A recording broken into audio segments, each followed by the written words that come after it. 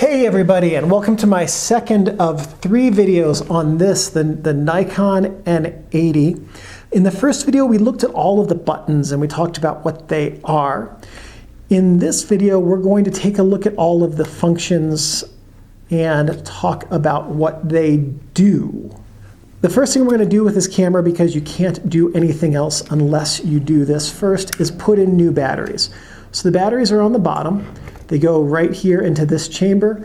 This side is positive terminal down, this side is positive terminal up. This camera uses 2 CR123 batteries, which are these ones. They're fairly sizable, but they also last a long time. That E tells us 2 things. 1, the battery is good because the LCD is on, and 2, there is no film in this camera. And you can tell if the batteries are good by turning the camera on, and you can see that there is data reading out on the LCD screen there. So there we go. For the next thing we're going to do is talk about how to take the lens on and off of the camera.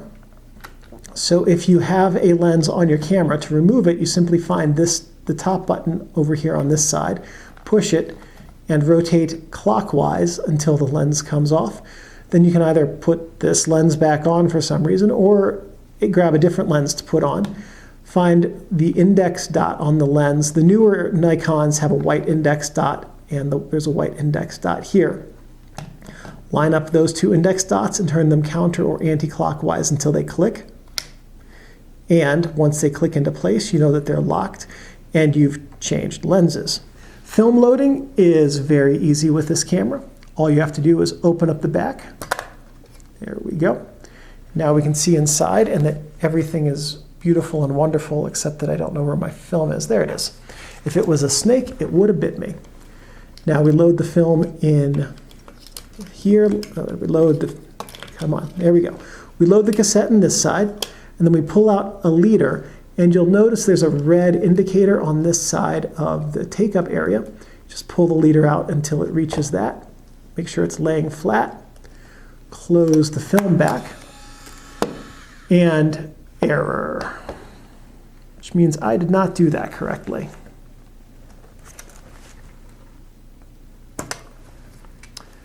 We're going to try this again with a slightly longer leader. Give it a little bit of a better chance to snag this. There we go. That worked. Okay. And then I believe there's a custom function that you can set that switches between whether it automatically advances after loading the film or waits until you take a picture with the shutter. But at any rate, it will advance the film, and then you are set to start taking pictures with it. So I'm not sure if it will, not sure if it's going to let me show you how the film works in the camera with the film back open, but let's find out. It is not. But what I can show you is that what happens is the film gets taken off of the cassette here, advanced through the camera, and taken up on the film cassette here. And I'll mimic it with my finger, the process. When you take a picture, it just advances to the next frame. Now, when you finish your roll, you would hit these 2 buttons to rewind it, or it might have a custom function to do automatically rewinding. We'll find out in the 3rd video which one of those recollections is correct. I've written 15 scripts in the last week, and some of them are bleeding together. I apologize. But at any rate, when you finish the roll, you will somehow get it rewound. I'm going to not like that sound, but need to reuse this because there's 5 more cameras to do tonight. At any rate, after you finish your roll, the camera will rewind it for you, and it will rewind it so that there is no leader left coming out of the film. I need this for additional videos, but it'll rewind it for you, and then you can take your roll of film out and then grab your next roll of film and put it in, or just close your camera, turn it off, and put it away for the day if you've finished your shoot. Next thing we're going to look at is the flash use on this camera. Now, there is no PC port on this camera. And that's maybe another way that it differs from the F100. My F100 hasn't arrived yet, so I don't know if it has a PC port on it. But at any rate, the N80 does not, so there are two ways to use the flash. With the pop-up flash that you should really never use because, for reasons I'll explain in a minute, or the hot shoe flash right here. Now, a couple of different things you can do with the hot shoe. One of the main things is that let's pretend, turn your head or your monitor sideways right now, and let's pretend that this is a flash that you've mounted into your hot shoe. If you take a picture and it triggers the flash, the light's going to go up from the flash to the subject and then bounce right back into the lens in a line like that. And that's going to give you subjects that look flat and waxy. If you are going to use a flash, you want to get one that has an articulating head so that you can point it upwards or off to the side. If you think about when you're outside in the sun or indoors under lights, it's natural for us to see subjects illuminated from above. So if you can find a way to bounce that flash up off of a ceiling and then back down to your subjects and then back to your camera, that's going to give you a more natural and flattering look than having the light go at them and then come straight back. If you don't have a ceiling, then a wall works pretty well, especially if you can angle your flash up slightly so that it bounces off the wall and then some portion of it comes back to your subject and back to your lens then. So the other thing, if you're really into complex flash use, you can trigger things like a remote flash with the hot shoe if you have the right adapter for it. Let's talk a little bit about the flash, like in basic principles, and then we're going to talk about the flash mode selector next and talk about what the different modes are. So in its most basic function, the way that a flash works is that you have your shutter curtains here. Let's pretend that my hands represent the edges of the shutter curtain and that even though there is open space, that it's blocked by the shutter. So if you take your picture, the shutter curtain opens and then the second curtain closes, and then when the film advances, they reset like that. So that's how a shutter works. And the curtains always move at the exact same speed. The difference in shutter speeds isn't how quickly the curtains move, but the gap between them. So at 1/125th of a second, the first curtain opens, and then the entire film plane is exposed to light for about 1/125th of a second. And then the second film plane, the second curtain closes, and then a reset. If you have a 6-second exposure, the first curtain opens, same speed. The entire film plane is exposed to light for for 6 seconds. And then the second curtain closes, advance. If you're taking a picture at 1/4000th of a second, the first curtain opens and then the second curtain comes in right behind it and then advance. So let's say you used a flash, a standard flash, at 1/4000th of a second. You might get that little sliver between my hands illuminated and everything else would be black because it would have been, the light coming into the camera would have been blocked by the shutter, okay? So that's how the flash works in principle, and that's why if you can use the flash at 1/125th of a second and slower shutter speed, so 1/60th, 30 seconds, anything in that range, you can use the flash just fine. But this camera has some different flash modes that you can use, and it gets a little bit complicated. So the next thing we're going to do is talk about the flash mode selector. Okay, so I'm going to make sure our camera is on. And the flash modes, to use the flash mode selector, you want to hold the flash button on the left and rotate the rear dial to select the flash modes. So, tell you what I'm going to do. So when I say the flash mode selector, we're going to hold this button, and then we're going to use the rear dial here. No, oh, this is right there. Okay, got it. To select the flash modes. I'm going to change lenses to make this a little bit easier for you to see. So you saw where I was holding the flash button on the back and then using the dial to adjust the settings. So if we hold this down and adjust the dial, we can scroll through red eye reduction, red eye reduction with slow speed sync, slow speed sync, and rear curtain sync, and then back to normal operations. So those are the 4 flash modes, okay? So let's talk about what each of those different modes are now that you've seen how to adjust them with this button and that dial. If you want to follow along, or if you're better at reading this, because this can be a little bit complex and technical, there's a link in the description to the manual. So open that up in a new tab, and on the manual's pages 80 and 81, what we're going to talk about is covered. So front curtain sync is the standard type of sync. It's what happens when you have this symbol here with nothing in the box. And that's the type of flash photography you've used if you've only ever used automatic flash or have no idea what settings you've used for flash photography. That's the baseline flash photography mode. So basically what happens when you use front curtain sync is that the flash trips when the first curtain reaches the end of travel. So if you'll remember my example where the first curtain opens, when this hits the edge of the frame, the flash trips at that very instant, and then it doesn't matter how long after that your exposure goes, it will continue. The shutter will stay open whether it's for 1/125th of a second or 2 hours, and then the flash won't trip again until you do your next exposure. For red eye reduction mode, which is this symbol right here that just has the eyeball in it, as well as in red eye with slow sync, which we'll talk about in just a second. In both of these modes, what red eye reduction does is that it pulses the flash before taking a photo, and that causes the pupils in a subject's eyes to get to close, and it helps eliminate red eye in color photos.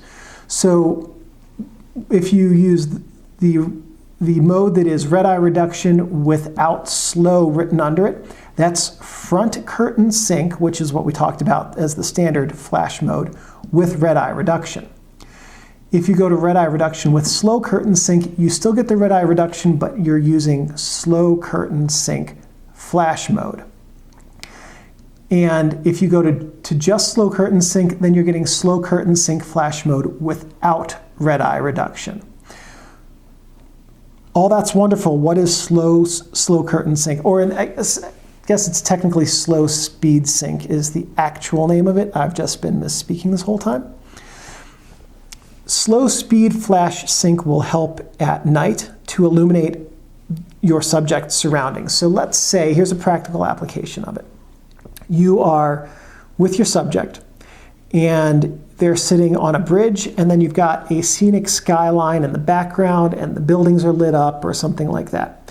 And you want to get a picture of the lights of, I don't know, let's call it the Sydney Opera House in the background, as well as getting your subject illuminated at night. Slow speed flash sync will help with night photos to illuminate a subject's surroundings. What this mode does is use longer exposure times and adjust the flash power to even out the flash illuminated foreground and the darker background. So this mode works in auto multi-program and aperture priority modes only. So if you're in manual mode, shutter priority mode, slow speed sync is not going to work for you. If you're in program or aperture priority, slow speed sync will work for you. In manual and shutter speed priority modes, you don't need slow speed sync because you can set the flash speed and the flash power and shutter speed yourself. So the camera is going to anticipate that in M and S modes, you know enough about what you're doing to do slow speed sync on your own. Yeah, and then the last option I forgot to mention is rear curtain. So if you have your flash mode says rear, what you're getting is rear curtain sync. Now remember what I talked about. First curtain opens, and as soon as this curtain stops moving, the flash is triggered. With rear curtain, let's say you have a 5-second exposure. Curtain opens, 4.99999 seconds goes by, flash triggers, and as soon as the flash triggers, the rear curtain closes. So let's say that you have a picture of a motorcycle driving through your frame, okay? It's at night, lights are on, motorcycles drive. So you start your exposure, motorcycle drives into frame, rear curtain closes, flash, you get an illuminated motorcycle, and then the lights that the lights on the bike are trails coming out behind of it. So if you've ever seen a picture like that, there's also a very famous picture by, Andreas Feininger, of a helicopter with lights on its rotors taking off, and you can see the spiral from the rotors as the helicopter takes off, and then the lights left a spiral pattern on the film, and then he did a rear curtain sync flash, triggered the flash at the very end of the exposure, and the helicopter's illuminated, and this spiral of lights coming away from it. Wonderful photo, by the way. It's one of my favorites of his. So those are the different flash modes and a little bit about how to use them and what they're each for. So my hope is that understanding that you can figure out how to use those different flash modes to advance your creative vision, or maybe get some ideas about things you could do with those flash modes. The next thing let's talk about is how to do flash bracketing, and this will be the last thing that we talk about with flash use on this camera. So to adjust flash bracketing, you want to hold the flash power button, which is this one right here, and then adjust how much more or less power the flash will output. So if you notice right now it says 0. If I turn the dial one direction, it says plus 0.5 up to plus 1. The other direction it says minus, and I can go down to -3. This might work on some of the Nikon on-camera flashes. I think it does, but don't quote me on that because I don't own any of them and can't test it firsthand. It definitely works on the pop-up flash that's included with the camera. Now, if you wanted to underclock your flash a stop, that would give you a little bit of control over people looking really waxy in your photos when you use this flash. The other thing you could do is use this as a front fill flash by underclocking it, and that's a good use for adjusting the flash power.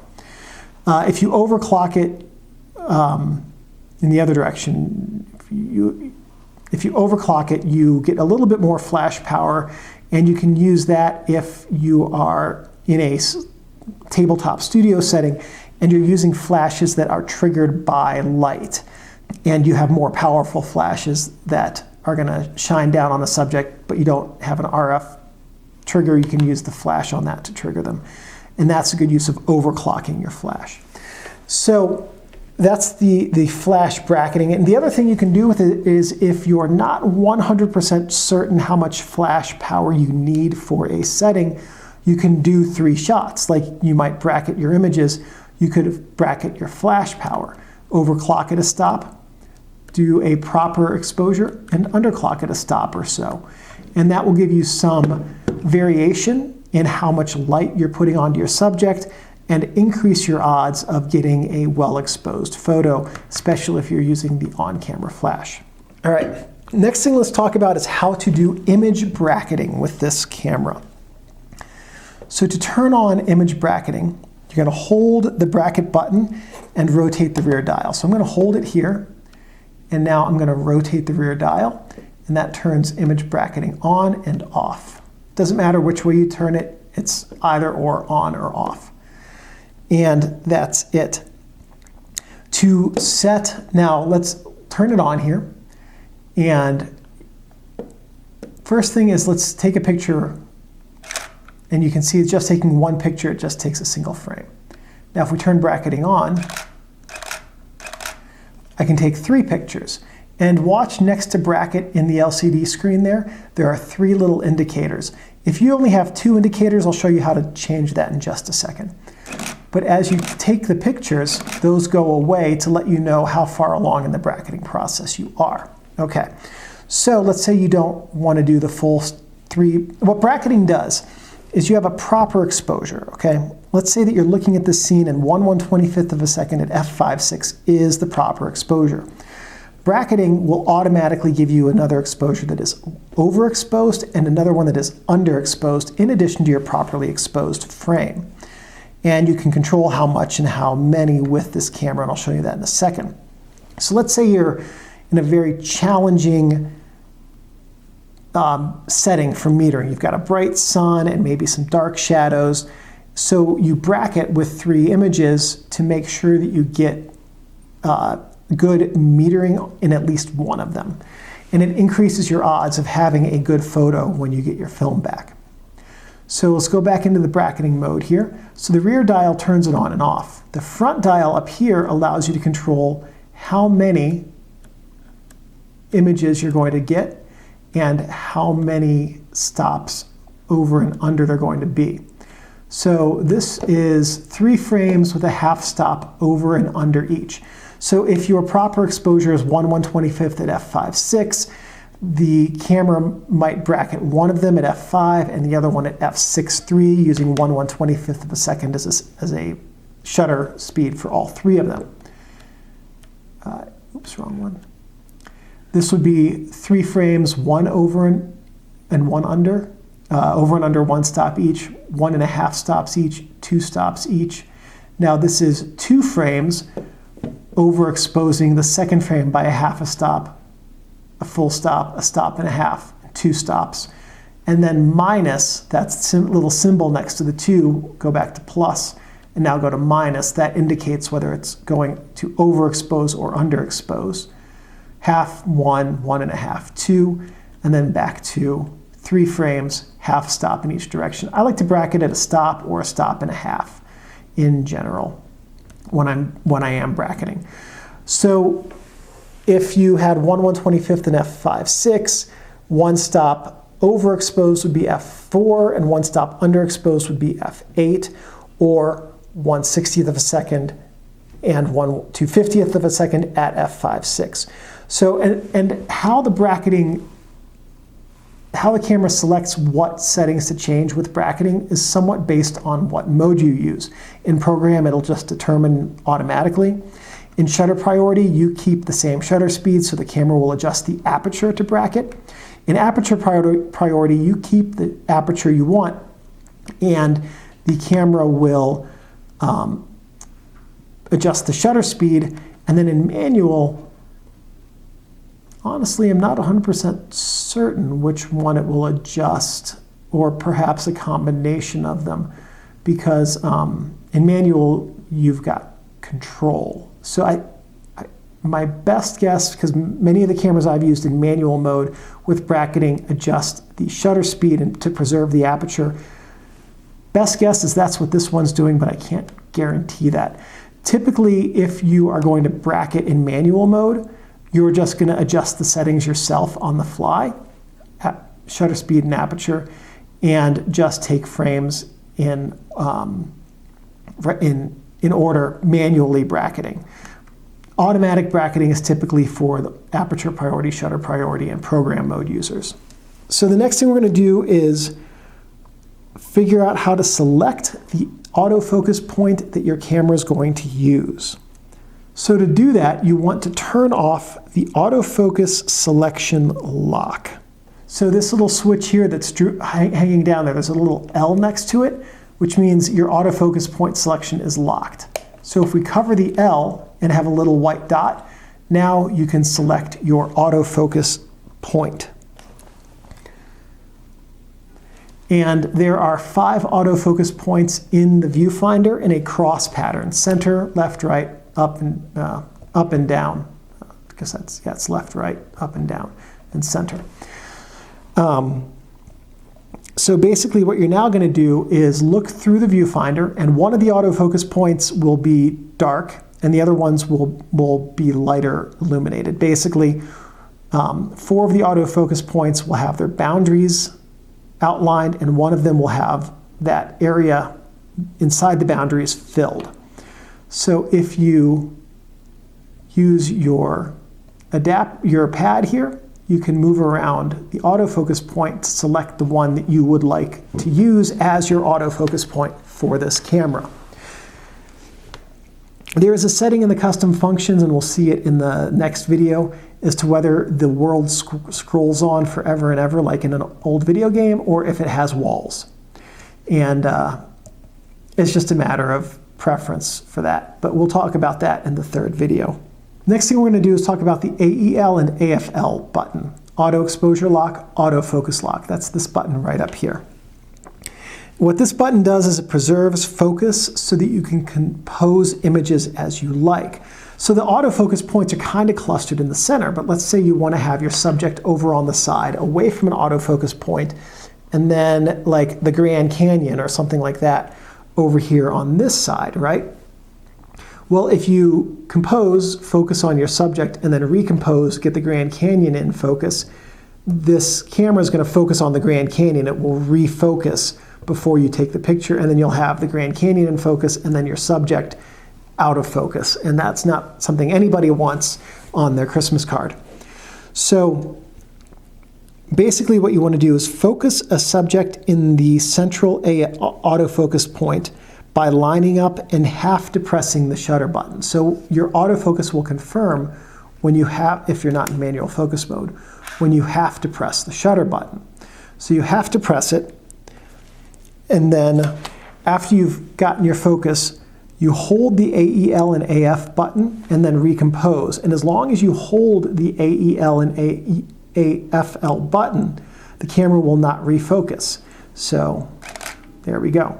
Now, if I let go of it and hold it down, you'll see that it refocused, because what I was pointing at was a substantially further distance away from the camera than I am. So that's how you would get an in-focus subject over here and then a scenic area filling up the rest of the frame. The alternate option for that is to use manual focus, which is kind of hidden on the dial here because continuous servo and single servo are painted in and they're easy to see. Manual is molded into the plastic, which means that you can never rub it off, which is good, but it's also black, so I honestly didn't even know this camera had manual focus until I wrote this script, and I've owned it for 5 years. That's embarrassing. So, you know what this means, don't you? We've gone through every function in this camera, which means it's time to put this all together and take a photo with the camera. Okay, so what we're going to do is first we're going to take a photo, then we're going to talk about double exposures, and I'll show you how to do double exposures with this camera. There's a few different ways to take pictures with this camera. If you're in program mode with autofocus, all you have to do is line up your image and take a picture, and you're good to go. If you're in shutter priority and autofocus, all you have to do is line up your picture, make sure that your shutter speed is what you want it to be, and take a picture, and you're set. In aperture priority, same thing. Make sure your aperture is what you want it to be. Line up your picture, take your photo, and there you go. In manual mode, again, all of these examples with autofocus, you want to get your meter reading, adjust your shutter speed and aperture until they are giving you a proper meter reading, which is the one line below the 0. Get your focus, and you're set. So that's the basic process of taking a photo. If you use manual focus, then you focus it yourself, you zoom in, zoom out until you're happy with the composition and framing. That's the basic process for taking a photo. It's really pretty simple with this camera and very user-friendly. So the next thing we're going to do is talk about how to do a double exposure, because these are a little bit trickier to do. The science of a double exposure is what we're going to start with, so you understand what you're working with. If what you are seeing now is a perfectly exposed frame at 1/125th of a second in f5.6, that means you take one image at those settings, proper exposure, everyone's really happy, okay? If you wanted to take a double exposure where you have the camera over here and then you take a second frame with it over here, they're both kind of ghostly looking, ooh, then you can do that. But if you did both of those at 1/125th of a second and f5.6, you would have a very overexposed negative, which would give you low contrast when you digitize it and possibly digital artifacts. And it would also be harder to print in the darkroom, and it would be lower contrast. So even if you're taking a double exposure, you still want to have the image be properly exposed as a negative. So in order to do that, if you are at 1/125th and f5.6 for a proper exposure, you need half the light.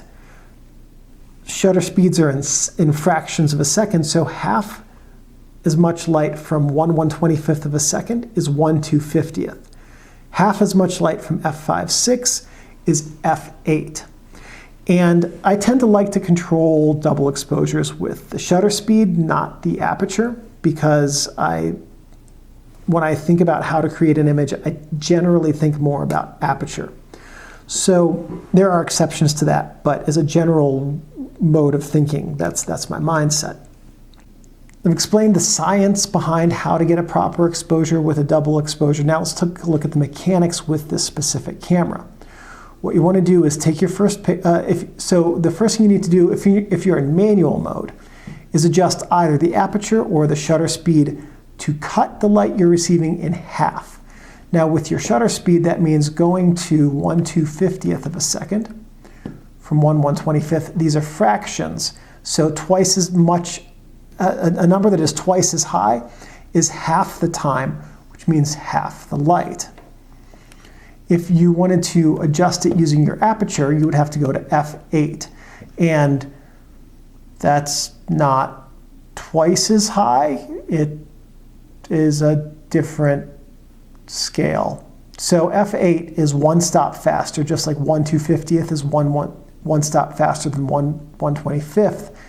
And because it's one stop faster, it's half as much light.